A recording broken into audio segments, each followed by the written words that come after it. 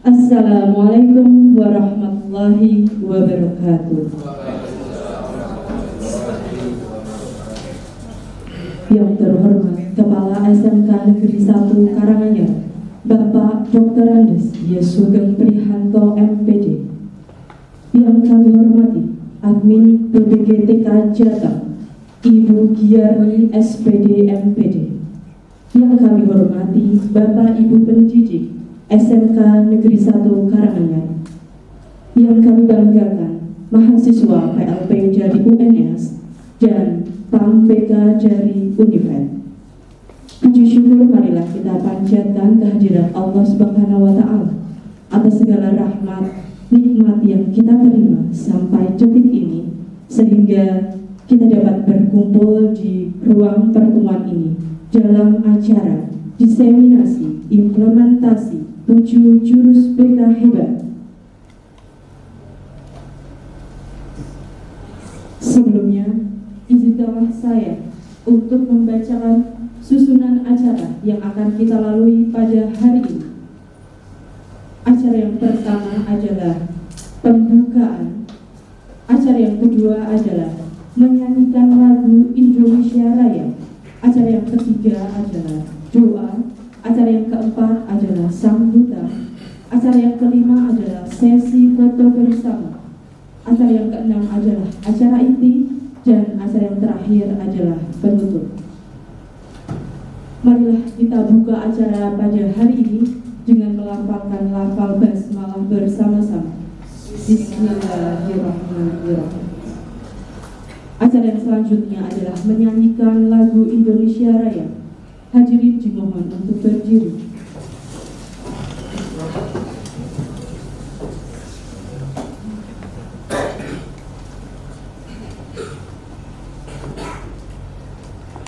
Hiduplah Indonesia Raya.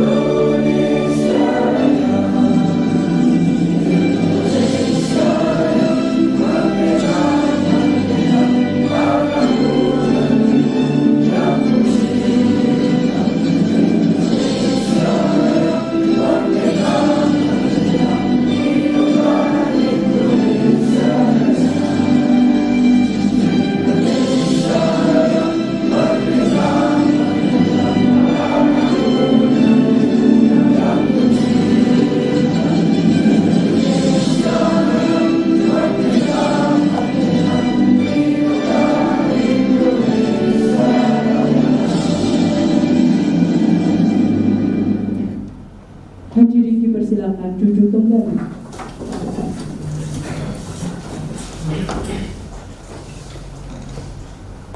Acara yang selanjutnya adalah doa.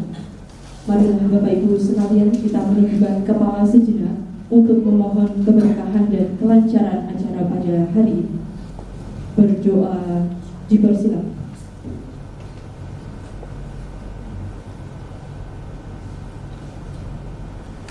Berdoa selesai. Acara yang selanjutnya adalah sambutan. Sambutan yang pertama akan disampaikan oleh Kepala SMK Negeri 1 Karanganyar kepada Bapak Dr. Andes Y. Sugeng Prihanto MPD. Dipersilakan. Terima kasih, Mas Guru. Yang kami hormati Ibu pendamping dari BPGP terkait diseminasi ini, Ibu Yani,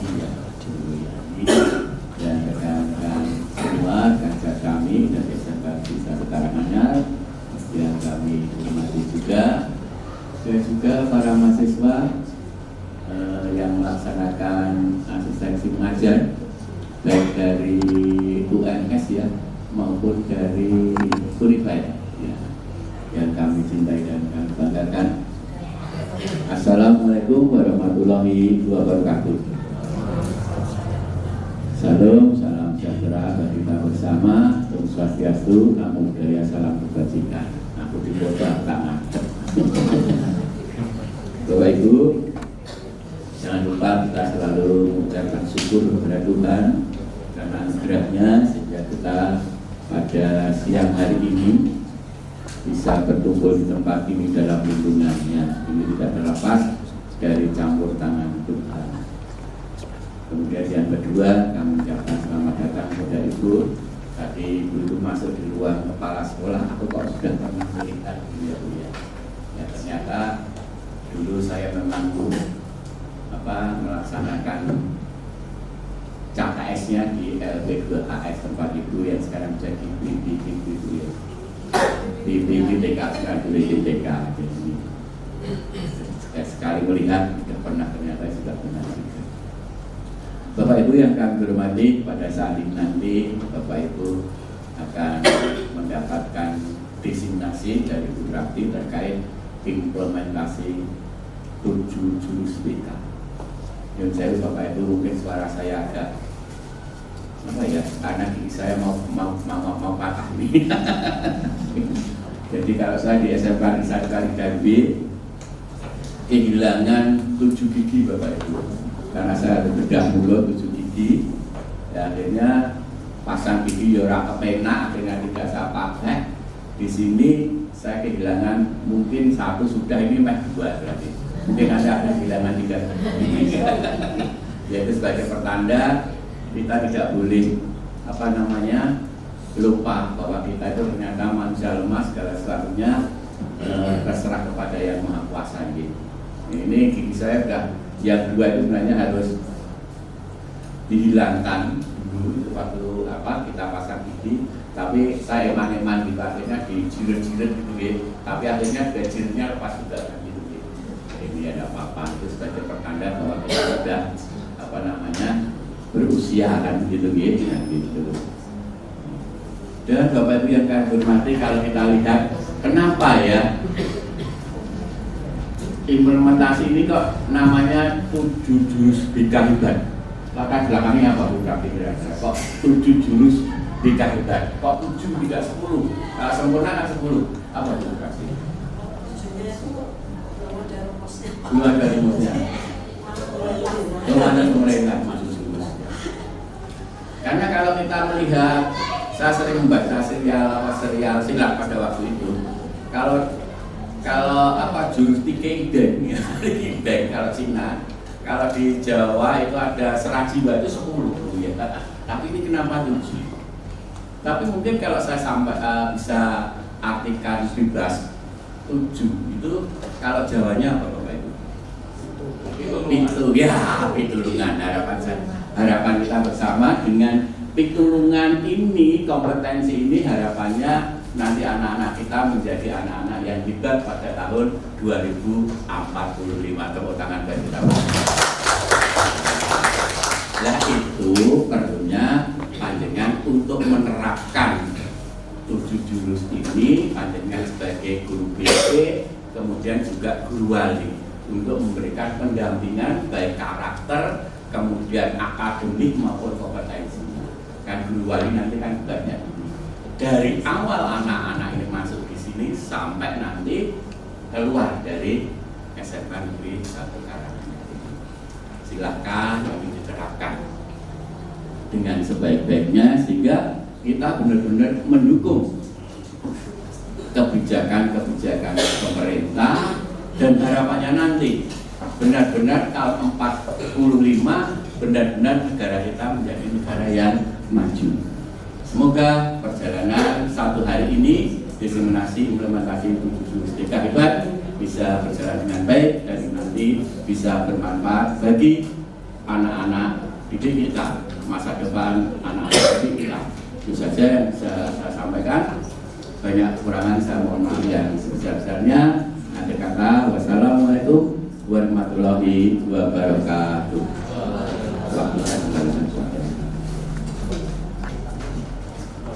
Terima kasih kepada Bapak Kepala SMK Negeri 1 Karanganyar atas sambutan yang telah diberikan. Acara yang selanjutnya adalah sambutan dari pendamping BPGTK Jateng kepada Ibu Yarni SPJ MPJ. Dipersilakan.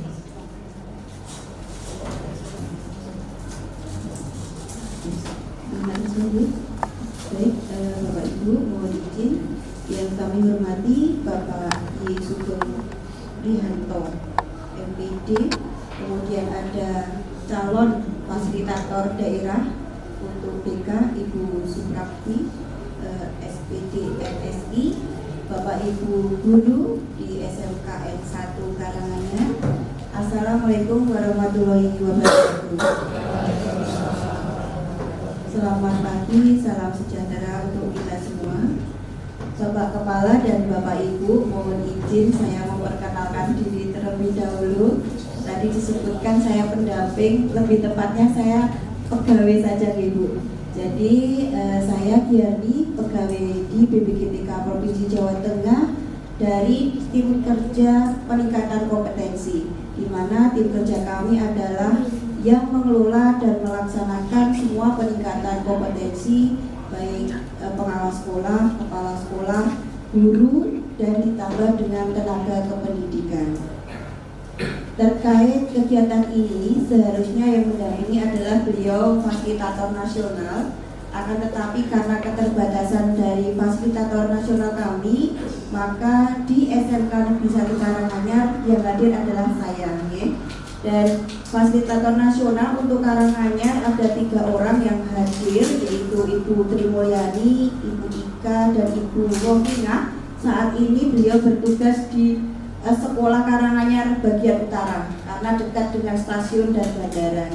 Jadi beliau masing-masing mendampingi 2 fasilitator daerah. Dan kebetulan saya hari ini mendampingi atau membersamai Ibu Suprapti. Jadi Bapak Ibu, singkat dari pelatihan ini telah diikuti oleh 1.880 guru BK se-Jawa Tengah.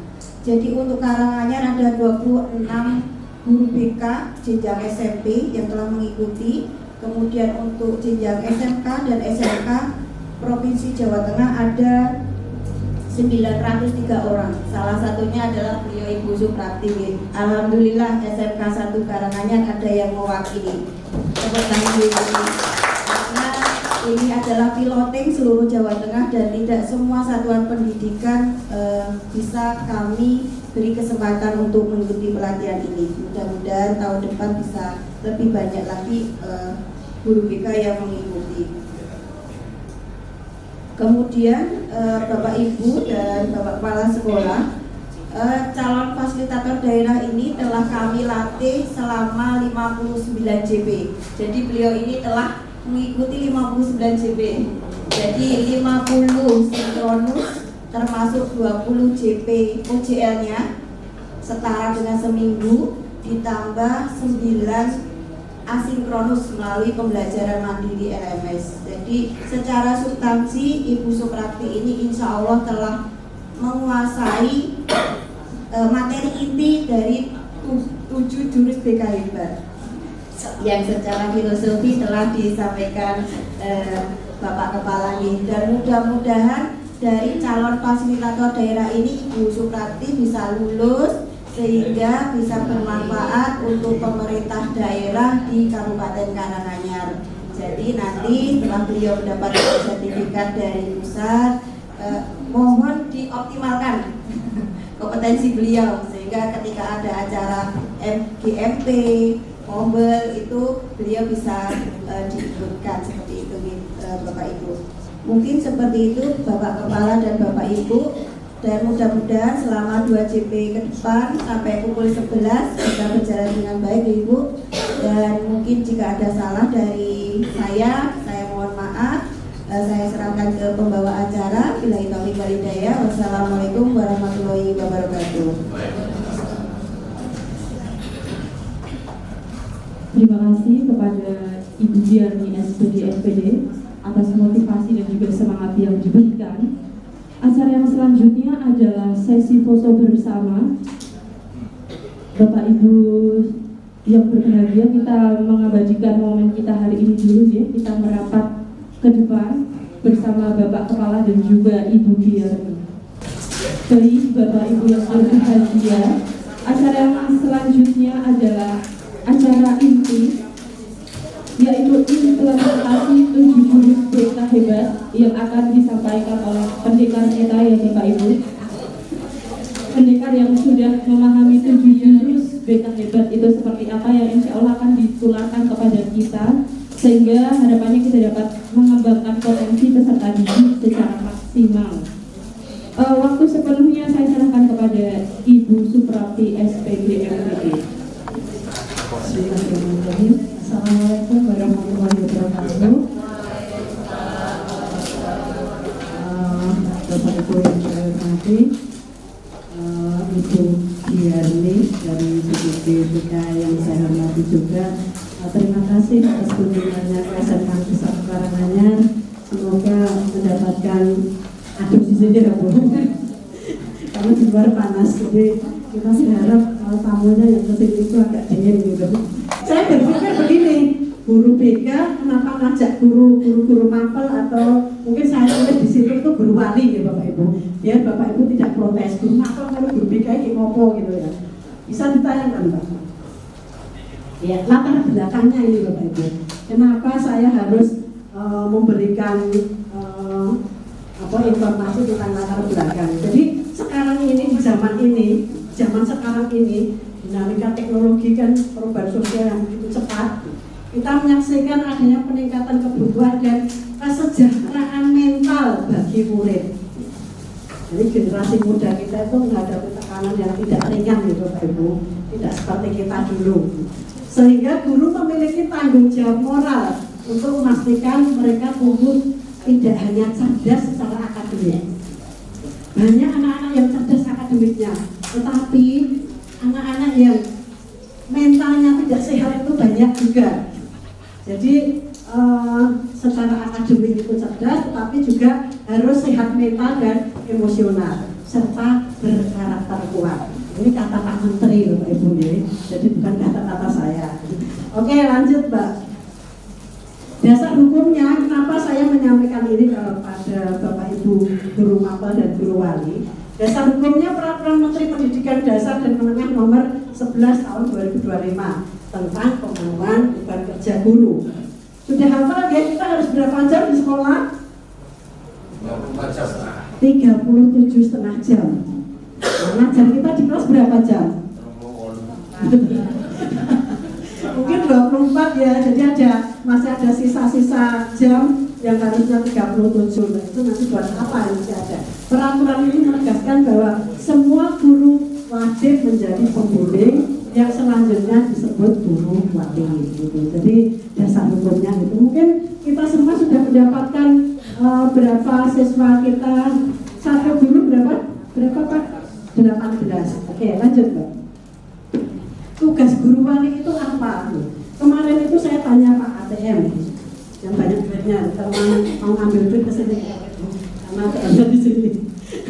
Ya, jadi tugas guru wali itu apa Pak? Menurut Pak Agus itu baru sekedar memberikan pendampingan akademik, begitu. Kemudian kalau menurut tadi peraturan menteri tadi, memberikan pendampingan akademik, pengembangan karakter, serta keterampilan sosial emosional murid secara berkelanjutan hingga akhir masa belajar. Jadi kelas 10 sampai kelas 12 sampai lulus, itu nanti tugas guru walinya itu mendampingi terus. Tidak hanya nilainya yang jelek dan sebagainya, tetapi karakter-karakternya juga kita yang harus mendampingi. 19 murid itu. Guru wali diposisikan tidak berdiri sendiri, tidak bekerja sendiri Bapak Ibu, melainkan berkolaborasi aktif dengan guru BK, dengan wali kelas dalam memastikan murid itu sejahtera, termasuk dalam pencegahan dan penanganan isu-isu seperti perundungan dan kekerasan. Lanjut Mbak. Kenapa menggunakan 7 7 jurus BK Hebat ini adalah materi ajar pelatihan yang diberikan kepada guru kelas, yang akan diberikan kepada guru kelas, guru mata pelajaran, dan guru bimbingan konseling sebagai upaya peningkatan kompetensi guru agar dapat membimbing kepribadian, akademik, dan karir murid mencapai tumbuh kembang yang maksimal.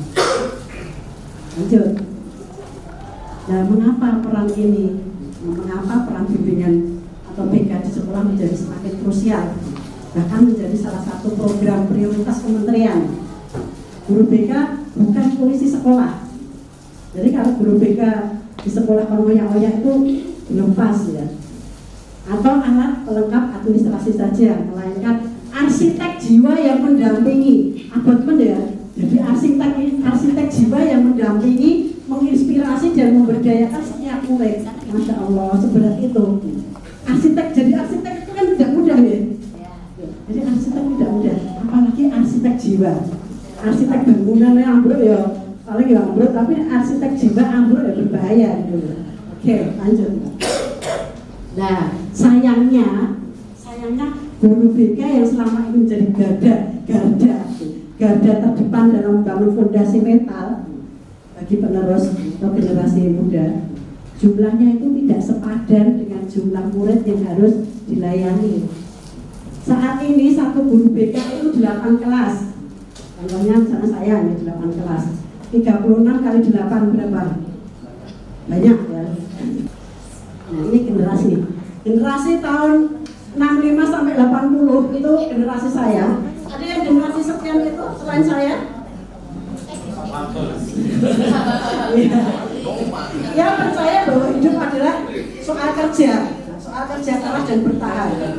Kalau susah ya harus diterima. Hidup itu memang keras gitu ya, orang dahulu seperti itu. Kemudian yang generasi milenial ya percaya hidup itu harus fleksibel, kreatif.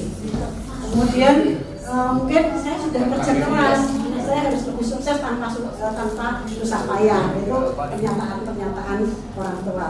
Nah, yang Gen Z yang kelahiran tahun 97 sampai 2012, ya tidak kekurangan fasilitas seperti yang saya ceritakan tadi.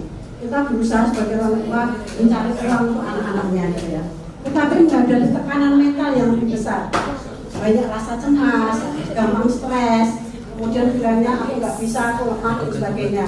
Atau mungkin bilangnya kalau gagal sekali berarti aku tidak berbakat. Itu anak-anak Gen Z zaman sekarang. Nah, permasalahannya siswa yang kebiasaan permasalahan akademik itu tentang PR-nya, ujiannya, ranking, dan sebagainya. Relasi sosialnya, pertemanan, konflik, ejaan, cinta monyet. Kemudian permasalahan keluarga itu ada ekspektasi orang tua, aturan komunikasi, identitas diri juga. Siapa sih saya? Apa tujuan saya? Bingung. Masa depan, cita-cita, karir dan pekerjaan. Responnya bagaimana Bapak Ibu? Kalau generasi X seperti saya, responnya cenderung menahan diri, disiplin, terima saja nasib. Zaman usia saya. Kalau dimarahin dulu, zaman usia saya itu tidak ada yang berani, ya diam, takut. Kemudian pola pikirnya survive ya. Kemudian yang milenial berani speak up, berani ngomong, tapi masih menghargai aturan. Itu generasi milenial. Kalau dimarahin dulu bisa diskusi atau kadang protes yang halus, jangan gitu Pak, begini Pak, misalnya gitu ya. Kemudian pola pikirnya masih ada. Kemudian generasi Z itu lebih ekspresif, transparan lewat media sosial. Nah, sekarang masuk ke 7 jurus BK Hebat. Tadi hanya pengantar saja ya Bapak Ibu. Buku sering banget gitu. Boleh sambil minum. Bapak Ibu, ada 7 jurus BK Hebat yang saya sebagai calon fasilitator itu saya wajib melakukan OJL, on the job learning. Dan saya bisa memilih dari 7 itu yang bisa saya laksanakan dengan murid. Saya memilih ada kenali potensi, kemudian yang jurus 4 jaga konsistensi. Karena kalau semua jurus pasti kelamaan ya. Mbak bisa di video tentang 7 jurus BK hebat biar nggak tegang. Bapak Ibu, ini ada lagu 7 jurus BK hebat yang mungkin tidak hanya diadopsi oleh guru BK saja, karena semua guru nanti akan menjadi guru BK hebat.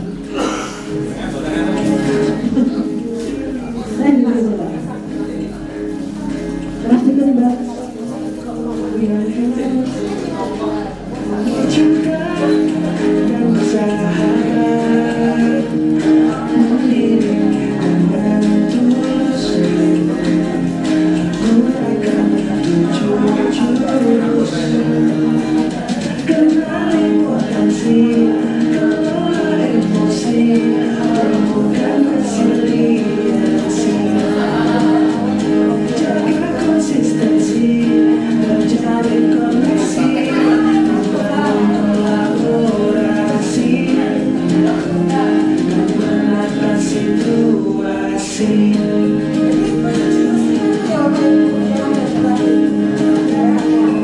Itulah Bapak Ibu lagu 7 jurus BK hebat, supaya kita mengingatnya gak mudah buat lagu seperti itu.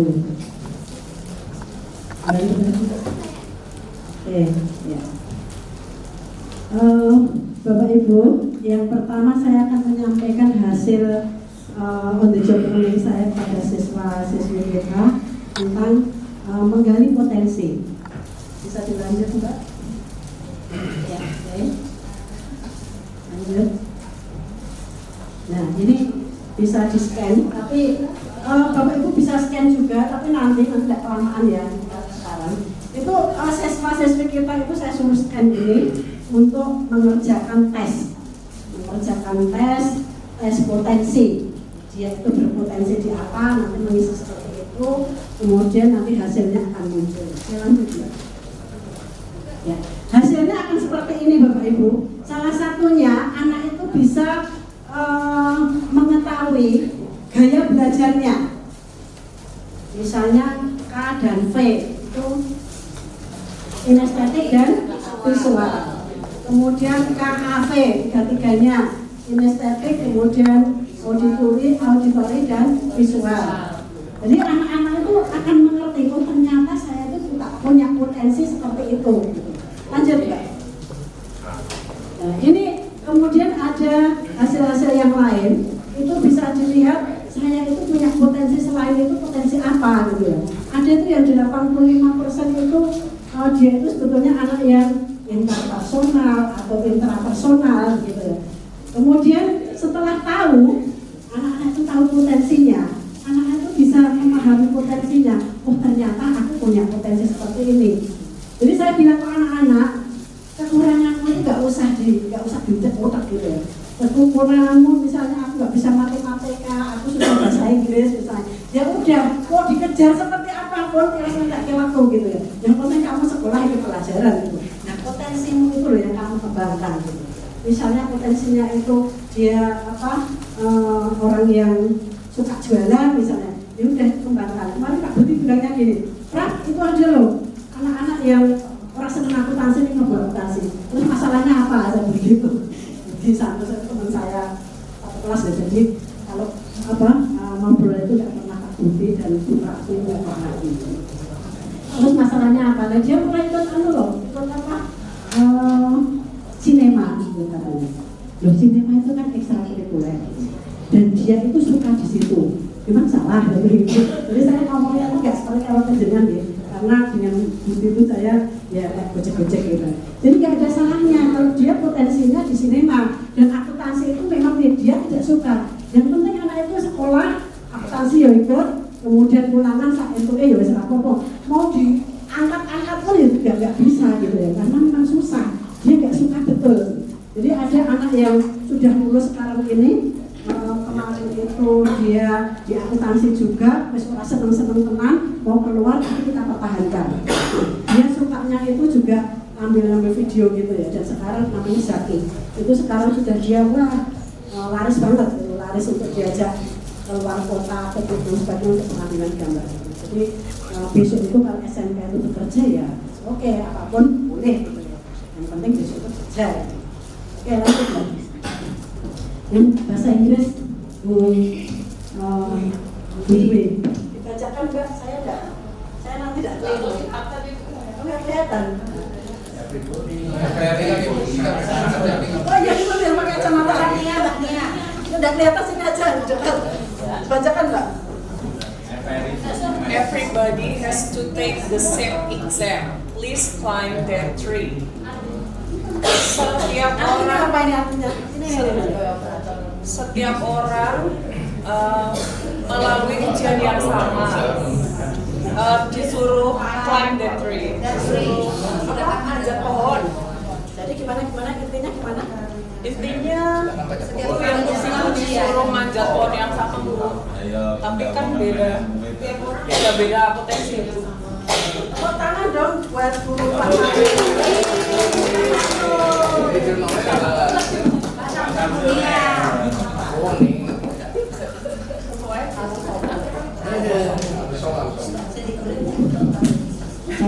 Ya, jadi itu menggambarkan Bapak Ibu bahwa tidak semua orang itu bisa memanjat begitu ya. Jadi seperti ini misalnya mau ada tes, mau cari pekerjaan di tes, lah gajah ya pemanjat, kemudian apa itu ada ikan ya pemanjat, apa semuanya pemanjat, kan tidak sesuai dengan potensinya gitu ya. Jadi disesuaikan. Anak-anak itu nanti potensinya di mana, misalnya dia itu nanti lulus mau kuliah, ya kuliahnya pasnya jurusan apa gitu. Kemudian kalau mau ambil ekstrakurikuler itu ya ekstrakurikuler yang sesuai dengan bakat minatnya gitu. Jangan ini kena memiliki baik dan sebagainya, itu nggak pas, nanti dia akan sengsara malamnya. Jadi ekstrakurikuler itu kan bikin senang ya, bikin enjoy. Jadi kalau anak itu namanya sudah kecerdasannya itu di situ, itu ya dia mengerjakan sesuatu pun itu tidak merasa berat, dan sehari semalam pun di sekolah ya senang baik gitu kan. Coba disuruh di sekolah 5 jam begitu mengerjakan yang tidak disukai, pasti ya rasanya tak karuan gitu. Lanjut Mbak. Ada kecerdasan majemuk. Ini yang saya sampaikan kepada anak-anak pada waktu LCR. Jadi anak-anak sudah bisa tahu bahwa saya itu cerdas linguistik atau cerdas matematis atau cerdas intrapersonal atau interpersonal, itu anak-anak jadi tahu, oh ternyata saya punya kecerdasan majemuk. Kecerdasan itu tidak hanya kecerdasan kecerdasan yang IQ itu tidak ya Bapak Ibu. Jadi mungkin banyak anak-anak yang merasa IQ-nya itu hanya rata-rata saja, dia minder, itu jangan seperti itu. Nanti kita berikan motivasi pada mereka. Lanjut ya. Dengan mengenali potensi, maka kalian masa depan anak-anak kita, khususnya anak SMK itu kan penting banget ya, karena besok itu juga lulus mau kerja gitu. Tapi yang pengen kuliah juga seperti yang saya sampaikan tadi, bahwa bisa mengambil jurusan yang cocok dengan dirinya, bakat dan minatnya. Karena kalau bakat tapi nggak minat, kira-kira jadi nggak? Berhasil nggak nanti Bapak Ibu? Bisa jadi bakat tapi minatnya nggak ada, untuk kepesona tapi iso terus gitu, karena berbakat. Tapi orang minat banget. Tapi kalau misalnya itu dia tidak berbakat tetapi minat, jadi nggak? Bisa jadi nanti keberatan gitu ya, akan berat sekali karena tidak bakat, dia sinaunya kenceng gitu, tapi bisa juga, tapi ya untuk abot gitu. Nah kalau itu anak itu berbakat dan berminat, dua-duanya gabung, itu cepat sekali gitu ya. Jadi dia belajar itu akan cepat mencapai apa yang diinginkan. Dia senang, berbakat sisa gitu. Jadi anak-anak dengan OJL kemarin itu bisa mengetahui, oh saya nanti pasnya di sini. Jadi kira-kira itu Bapak Ibu yang tentang menggali potensi. Lanjut Mbak. Ini hasil videonya. Kemarin waktu OJL yang pertama kenali potensi itu, saya tugasnya itu harus mengupload video full, tidak boleh diedit. Jadi saya santai saja seperti ini, tidak saya buat-buat, ngomongnya juga tidak saya buat-buat. Hasilnya seperti itu. Ya, lanjut. Baik. Jurus pertama sudah selesai Bapak Ibu. Jadi kita sudah lulus insya Allah ya. Walaupun hanya saya sampaikan tidak detail, tapi saya yakin Bapak Ibu sudah memahami apa yang dimaksud kenali potensi. Nah sekarang Biar Bapak Ibu tidak merasa jenuh, saya ada nanti saya akan memberikan cerita di selanjutnya ini. Kalau cerita itu atau mungkin direspon ya, merespon cerita melalui kertas seperti ini. Jika merasa senang, kertas dapat dirusak begitu ya. Jika cerita itu Anda merasa kesal, kertasnya bisa dilemak gitu. Dilemak loh ya, dilemas-lemas gitu. Dan jika merasa marah, kertas dapat disobek gitu. Proses ini akan dilanjutkan hingga cerita selesai. Yes. Kalau misalnya sama sampingnya gimana?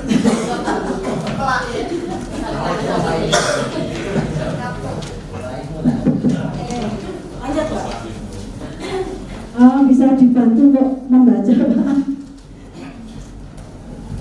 Pagi itu Bapak Ibu guru berangkat ke sekolah mengendarai sepeda motor. Bahan ajar yang sudah disiapkan rapi digantungkan di motor.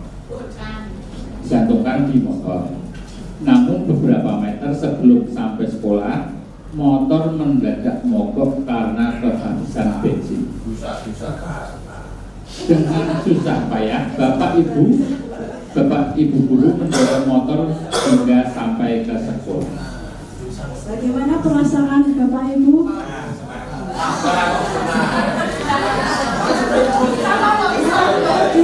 Diurus aja atau mau diantar atau mau silakan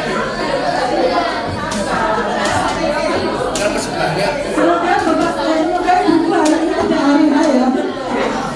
Jadi emosinya.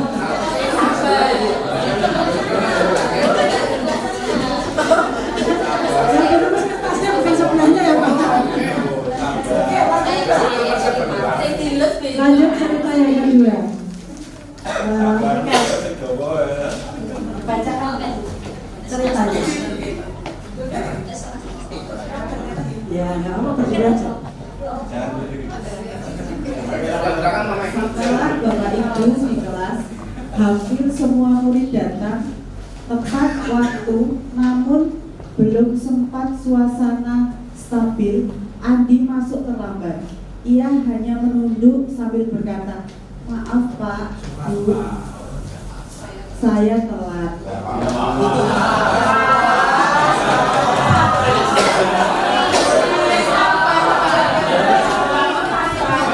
Bapak Ibu,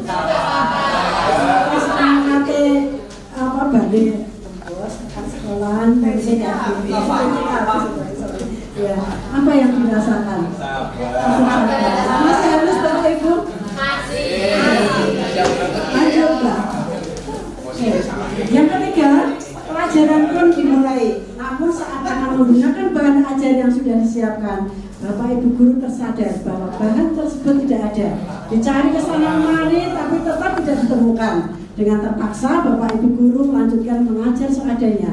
Bayangan aktivitas mengajar yang seru seketika buyar karena bahan ajarnya ketinggalan dengan habis. Apa yang akan dirasakan Bapak Ibu?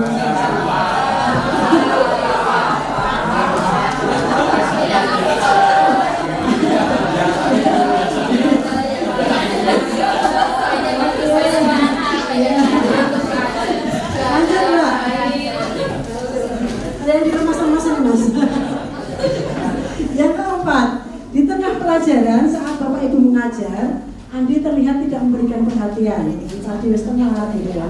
Dia menunduk di bangkunya. Saat didekati ternyata Andi sedang terlelap kemudian.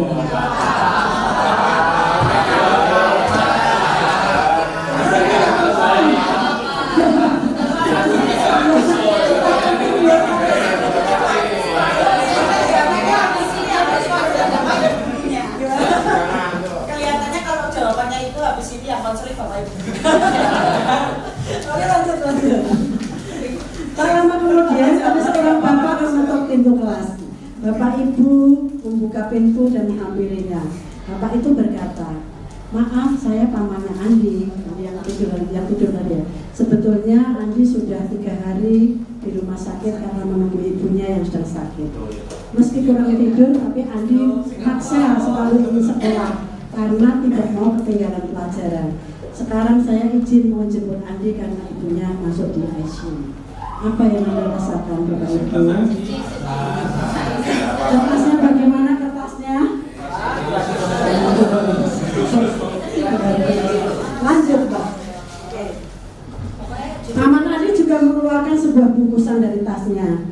Oh ya Pak, Bu Guru, tadi di jalan saya menemukan bungkusan ini.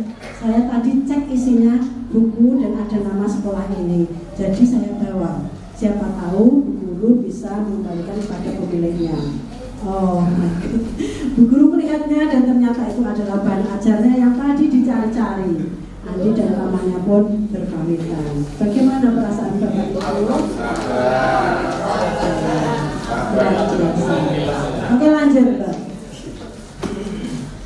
Bapak Ibu kembali ke kelas dengan bahan ajar yang kembali di tangan. Bapak Ibu guru melanjutkan pelajaran dengan semangat menggunakan bahan yang telah disiapkan. Pelajaran pun berjalan dengan penuh kegembiraan. Tepuk tangan dong. Yang nomor 7 akhirnya apakah Bapak Ibu seperti itu juga? Sekarang dilihat, lanjut Mbak. Dilihat Bapak Ibu. Ya. Adakah yang kusam? Atau semuanya masih halus? Ada yang disobek? Bagaimana kondisinya? Kemudian apakah Bapak Ibu merasa menyesal dengan apa yang sudah dilakukan di Bapak? Yang sudah dilakukan tidak halus lagi ya ini. Jika kertas ini adalah murid kita, bagaimana seharusnya kita bersikap? Kalau sudah terlanjur dilepas kemudian seperti ini, kita pengen halus lagi, dihaluskan lagi seperti yang beda kan? Beda ya? Tetap beda, tidak diremet sama masih halus. Bagaimana untuk mengembalikan seperti ini lagi? Bisakah Bapak Ibu? Bisa ya? Bisa. Dengan cara apa Bapak Ibu? Disetrika. Apakah nanti disetrika pun bisa seperti ini? Tidak, tetap ada bekasnya. Itulah gambarannya Bapak Ibu. Jadi kita kalau mendampingi siswa, kalau belum tahu secara mendalam siswa itu seperti apa, emosinya ditekan dulu gitu ya. Jadi misalnya ada anak yang terlambat itu, bocah terlambat terus sesasi 10 20 gitu. Kita masuk ke dalamnya. Sebetulnya ada apa sih? Orang langsung umat gitu ya, apalagi langsung disobek gitu. Dan disobek seperti ini, kemudian gantikan lagi, kan susah nih Bapak Ibu. Padahal yang sesungguhnya di dalam kehidupan anak itu sebetulnya kita juga merasa iba ya. Oh ya ternyata bocah sing telah bengono esuk iku kudu nganter ibu ese atau mau ibu ese lagi loro, mungkin berikan makan dan sebagainya, kita nggak tahu. Jadi kita lihat dulu di balik itu semua itu ada apa. Tepuk tangan dong buat kita semua. Oke lanjut Mbak. Ya itu tadi yang namanya bagaimana jurus mengelola emosi Bapak Ibu. Tapi ini tidak saya kasihkan ke siswa. Ini pelajaran buat kita untuk mendidik atau mendampingi anak didik kita. Lanjut. Jadi kalau mengelola emosi itu ya sadar diri dulu ya. Saya bisa mengenal emosi saya seperti senang, sedih, takut, malu, khawatir dan sebagainya. Saat ini saya merasa emosi saya di mana gitu. Bisa nggak Bapak Ibu menyadari? Saya lagi sedih gitu. Atau saya lagi marah gitu. Atau saya lagi takut gitu. Bisa nggak Bapak Ibu? Bisa. Oke, jadi menyadari diri. Kemudian mengelola diri. Ini bukan buat Bapak Ibu sebetulnya, tapi buat anak-anak, buat mendampingi anak-anak. Tapi sebelum mendampingi anak-anak, bagaimana menyadari diri, mengelola diri, kita dulu yang akan dikelola. Ya, diri kita sendiri dulu, mengelola diri. Saya tahu caranya untuk menenangkan diri saya dari marah, takut, khawatir. Pak Samsul, kalau lagi marah, apa yang Anda lakukan? Untuk menenangkan diri apa yang dilakukan? Makan banyak. Diam dulu, oke ya. Jadi diam dulu atau mungkin tidur dulu, begitu ya. Daripada langsung. Oke, ini kita lanjut saja karena Bapak Ibu semua nanti akan mendapatkan pastikan ya, suatu saat akan mendapatkan materi ini melalui pelatihan dari Bapak Ibu guru. Saya hanya spill saja. Lanjut ya. Yang ketiga itu jurus tumbukan resiliensi. Jadi kalau resiliensi itu apa Mbak? Kemarin itu kalau dibayangkan itu apa tadi? Yang bermain kemudian mantul lalu enggak menengok. Bisa diterjemahkan kata-kata. Kemampuan siswa untuk tumbuh kembali saat menerima permasalahan. Menumbuhkan resiliensi. Gampangannya itu anak itu gampang untuk dari jatuh itu gampang bangun kembali gitu ya. Jadi misalnya dia trauma, sedih dan sebagainya itu tidak berlarut-larut begitu. Kalau resiliensinya itu kuat, itu anak tidak akan jatuh, tidak akan merasa lemah terus. Jadi ini ada pujian vs dukungan ya Bapak Ibu. Bapak Ibu lebih suka memberikan pujian atau dukungan? Dukungan. Ya, dukungan. Oke. Kalau pujian contohnya kamu hebat gitu ya. Kemudian kalau dukungan contohnya kamu sudah bekerja keras, kamu layak mendapatkan prestasi. Kira-kira enak yang mana? Ya. Kira-kira efeknya bagus yang mana nanti? Dukungan. Ya lanjut Pak. Pujian itu menghancurkan resiliensi. Apa ini yang dimaksud? Bisa ada yang menyampaikan? Mas Anggar misalnya. Pujian itu nanti bisa membuat lupa diri. Iya. Pujian itu bisa membuat lupa diri. Kasih tepuk tangan dong. Tapi siapa yang nggak suka dipuji? Ya, apalagi wanita ya. Wanita itu suka dipuji. Tapi kalau dipuji di depan mata kita itu menghancurkan. Saya menggunakan OJS 2 itu menggunakan jurus yang keempat, yaitu jaga konsistensi. Tidak usah lihat videonya saja ya. Lanjut Mbak. Jaga konsistensi. Kalau ada gambar seperti itu, pendekarnya itu seperti ini, saya yakin dia tidak bisa mau ditendang mau apa ya konsisten tetap seperti ini ya. Seorang pendekar yang lagi memperlihatkan jurusnya begitu. Maksudnya ini apa? Jadi kebiasaan dan berkesadaran.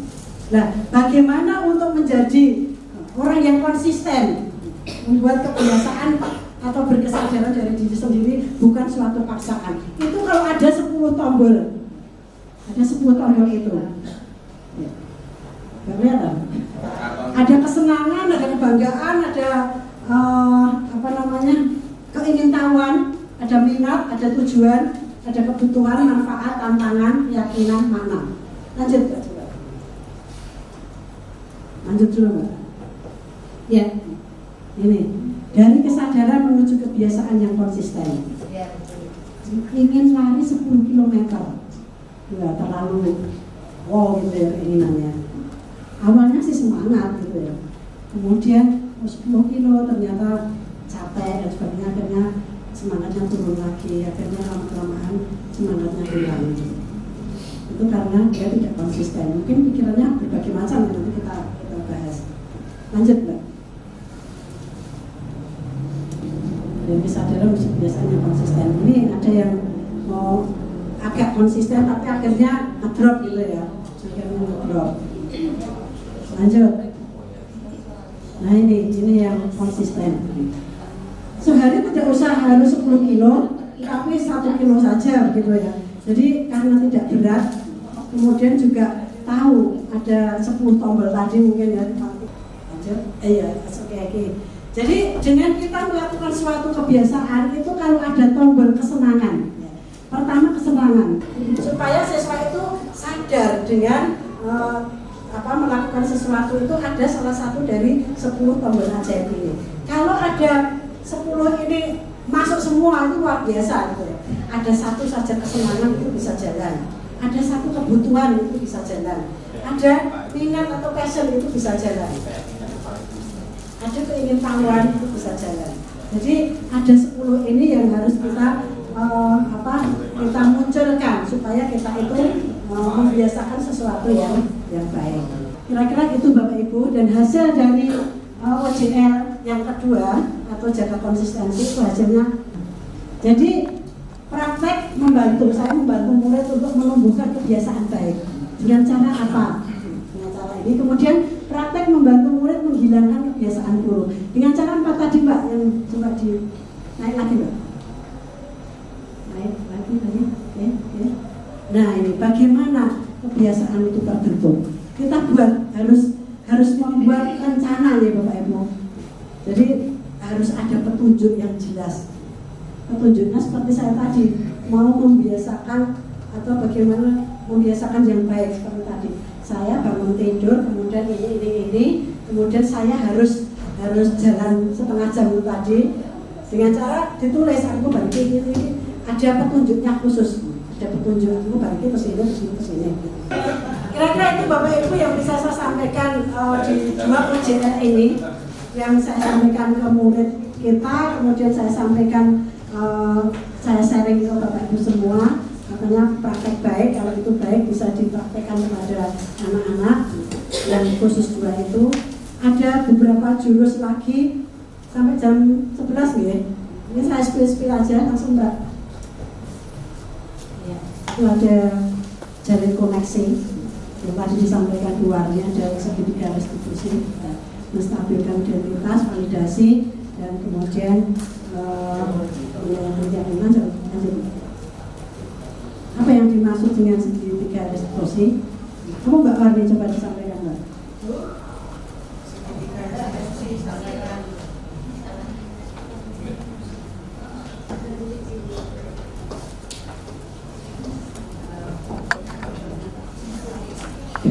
Menurut jenengan sendiri. Oh iya, kalau segitiga restitusi itu kita menanyakan dulu. Jadi seperti tadi Mbak, seperti diawali apresiasi, koreksi, apresiasi lagi. Kalau segitiga restitusi itu kita menanyakan dulu, menstabilkan dulu.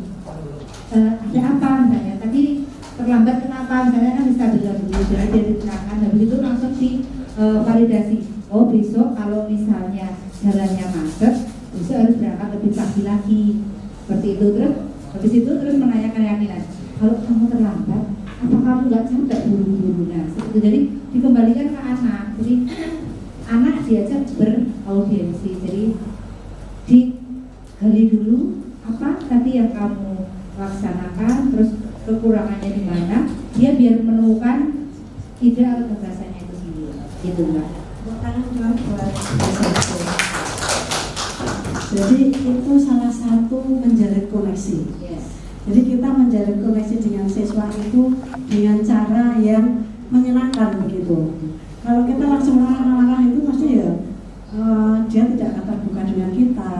Jadi kita guru BK itu kalau ketemu ya tidak marah dulu. Jadi dia pengen marah gitu rasanya. Tapi kita tahan-tahan dulu, kita ajak ngobrol dulu. Kita ngajak ngobrol yang ringan-ringan itu ternyata emosi kita juga berkurang sendiri begitu. Misalnya baru datang itu ya, kamu begitu dulu dan sebagainya, kamu sukanya apa dan sebagainya begitu. Kemudian kita menuju hal-hal yang krusial atau yang penting atau yang inti itu dia tidak terasa gitu. Kita ajak ngomong itu dia cerita banyak itu tidak terasa bahwa apa yang disampaikan itu ternyata bisa tersampaikan sendiri gitu tanpa dipaksa gitu.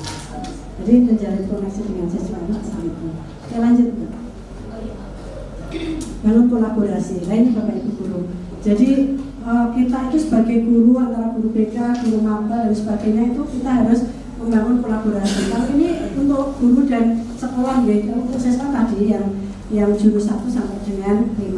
Jadi bangun kolaborasi itu seperti ini Bapak Ibu. Jadi di bawah sendiri itu ada gambar yang tulisannya masalah murid. Masalah murid naik, masalahnya ringan itu bisa diatasi oleh guru piket atau guru mapel atau dengan orang tua, dengan guru BK, guru wali kelas atau dengan guru wali. Itu masalah-masalah yang ringan gitu. Jadi Bapak Ibu semua bisa membantu. Kemudian kalau masalah itu berat, Bapak Ibu yang mengatasi ringan itu sudah tidak bisa untuk mengatasi permasalahan yang berat, itu kita limpahkan kepada kepala sekolah. Ini harus ada kebijakan kepala sekolah kalau seperti seperti ini, saya nggak bisa mengatasi. Kemudian sekolah merefer pada konselor atau psikolog atau dokter atau ahli. Misalnya Bapak Ibu ada siswanya yang misalnya ada gangguan yang berat, yang suka ada yang melukai dirinya, ada siswa yang melukai dirinya. Kalau guru mapel atau guru wali atau guru piket, orang tua mungkin tidak bisa mengatasi, itu nanti kita referral, mungkin cerita pada kepala sekolah atau langsung ke guru BK nanti juga akan mereferral pada psikolog atau dokter. Pernah juga ada siswa itu yang melukai, kemudian melukai dirinya, kemudian dia itu langsung ke puskesmas, periksa ke dokternya dokter umum gitu. Malah dari puskesmas itu diberikan rekomendasi ke guru BK-nya. Jadi luar biasa, puskesmas juga sudah paham tentang guru BK gitu ya. Jadi anak itu suruh menemui saya, kamu yang suruh menemui saya siapa? Dokter Ina, dokter MTC gitu. Jadi dia memang tahu kenal saya, kalau saya guru BK. Dan kemudian dia itu kita bantu tanpa dengan psikiater pun bisa sebetulnya. Jadi nggak harus langsung ke psikiater itu enggak. Jadi kita bantu dulu, itu kolaborasinya seperti itu. Lanjut Mbak. Ya, ini yang dimaksud guru wali kelas atau guru wali dan lain sebagainya. Ini ada tier 1 itu kesulitan akademik ringan karena instruksi umum yang kurang efektif, ketidakteraturan perilaku ringan seperti gangguan kecil di kelas, kurangnya keterampilan sosial dasar, kesadaran emosional. Hal-hal seperti itu mayoritas murid berbagai umur tanpa resiko tinggi itu dilakukan oleh guru wali atau wali kelas atau guru mapel. Jadi Bapak Ibu bisa membantu anak-anak dengan tier 1 itu. Nanti kalau sudah ini misalnya lanjut ke yang permasalahannya sudah seperti ini, murid yang tidak merespon intervensi tier 1, misalnya perilaku mengganggu pendengar seperti bolos dan sebagainya, yang guru wali atau wali kelas namanya juga saya menangani, itu nanti dengan kasihkan ke guru BK-nya. Jadi harus ada kerjasama gitu. Nah ini yang sudah parah ya, gangguan mental seperti kecemasan berat, depresi, perilaku berat, agresi dan sebagainya. Ini banyak sekali, ya nggak banyak sih, sekolah kita, siswa kita itu ada beberapa yang sudah berat gitu ya. Kemarin itu yang sudah ditangani BK itu yang menggunakan terapi cahaya yang kita diberi dari Prof. Ibdil itu, ternyata luar biasa, alhamdulillah. Jadi anak itu sudah kayak disingkirkan gitu oleh teman-temannya dan guru mungkin juga ya. Bocah semaput terus, bocah nggak tahu ngebut terus. Akhirnya kita gali, ternyata anak itu depresi, kemudian juga kecemasannya tinggi. Setelah diukur Bapak Ibu ya, tidak hanya melihat, tapi diukur dengan instrumen. Setelah itu karena dia itu mau dibantu supaya menjadi lebih baik, saya tawarkan untuk diterapi. Terapi ini kalau anak tidak mau, tidak bisa. Jadi anak harus harus mau, ya saya mau dibantu, baru bisa diterapi. Dan akhirnya alhamdulillah sekarang dia enjoy, tambah cantik. Mungkin ada yang kenal ya, bisa saya sampaikan di sini. Yang namanya Langit, kenal nggak? Ya. Tahu betul ya Pak, bilangnya seperti apa. Sekarang gimana Pak? Sekarang dia sudah mau olahraga, badannya ramping, banyak senyum dan sebagainya. Dulu awal-awal ketemu kita kasih treatment itu, wajahnya sedih, badannya gemuk, kemudian sering tidak masuk ke dokter psikiater dan sebagainya, ke dokter saraf dan sebagainya. Dan sekarang alhamdulillah setiap ketemu saya happy gitu sambil senyum, masya Allah cantik sekali gitu. Jadi dia wajahnya itu sekarang berbeda, tidak seperti dulu lagi. Oke lanjut Mbak. Lanjut. Oh tiga tadi. Jadi kalau sudah parah itu nanti langsung kita referat aja. Jadi yang terakhir itu nanti haknya kepala sekolah juga Bapak Ibu untuk menata situasi. Itu tugasnya kepala sekolah. Jadi biar nanti kepala sekolah yang belajar untuk menata situasi supaya kita itu aman, nyaman, ya ada apa itu relasi hubungan antar peran kerjasama, koordinasi komunikasi itu saya kira itu. Sampai sini jam 11, sampai di sini pas jam 11 saya kira sudah cukup. Ada yang kelewatan enggak? Bapak Ibu, spill dari 7 jurus hari ini sampai jam 11, jam 9 sampai jam 11 on time ya, sudah cukup. Saya kira kegiatan untuk diseminasi 7 jurus BK ini sudah selesai. Saya ingin sebelum kita selesai, kita tutup, ada 1 atau 2 guru yang memberikan kesan-kesan tentang 7 jurus BK hebat. Bu Dwi mungkin bisa memberikan kesini dulu ya.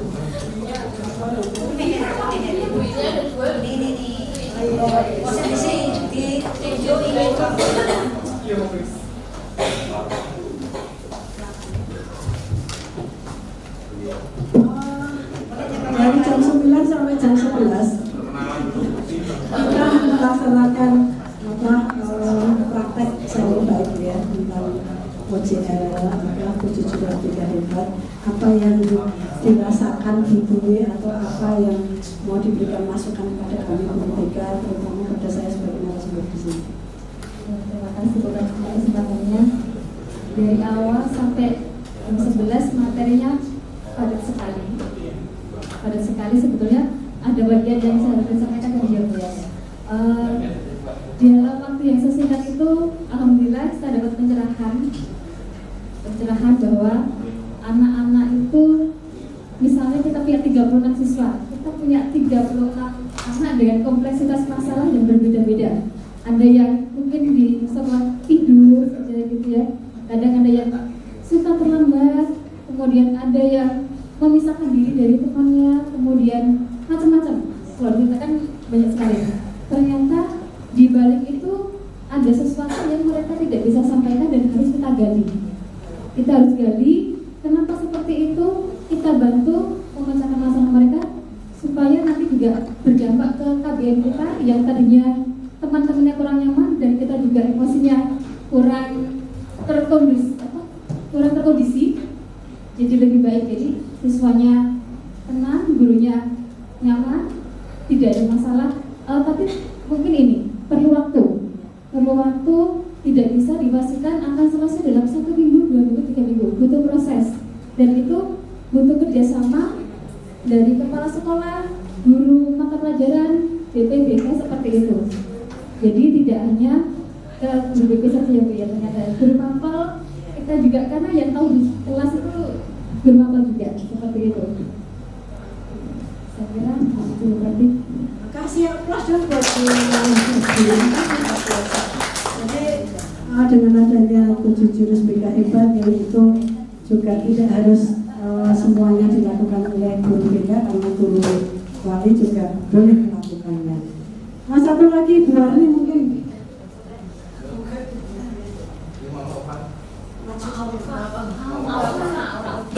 Masukan juga buat BK ya, dan kesannya hari ini 2 jam untuk mengikuti diseminasi. Terima kasih atas waktunya.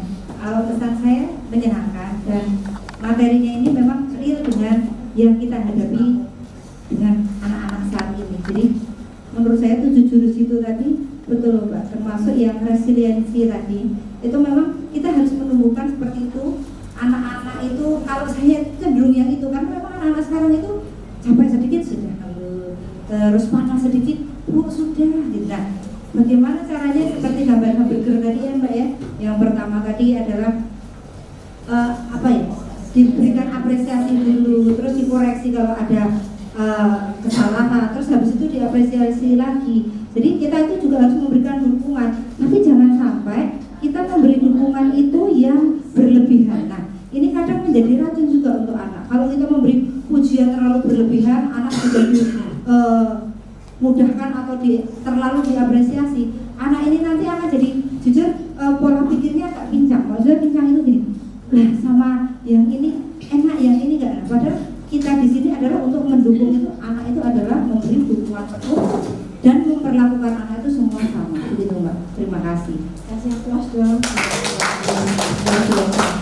Saya ingin sekali kalau Bapak Ibu semua memahami tentang BK ya. Jadi dengan adanya 7 jurus BK hebat hari ini, saya berharap Bapak Ibu semua nanti mendampingi atau ikut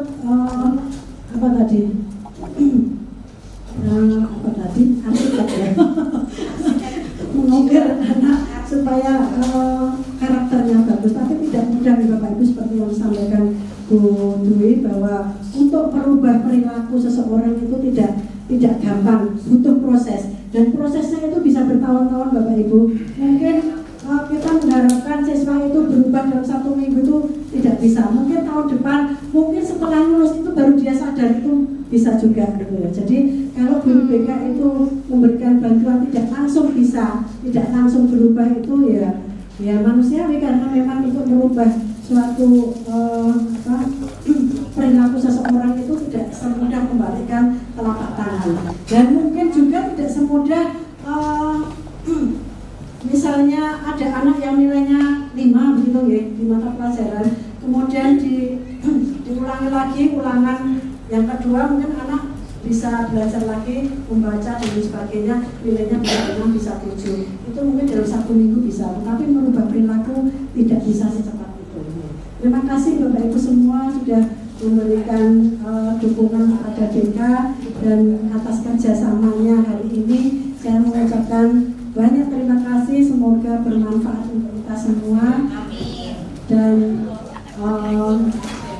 kepada guru SMK Negeri 1 Karanganyar, tetap semangat untuk mendampingi siswa-siswa kita, siswa-siswi kita dengan bimbingan yang tepat, maka generasi kita akan hebat. Tepuk tangan dong.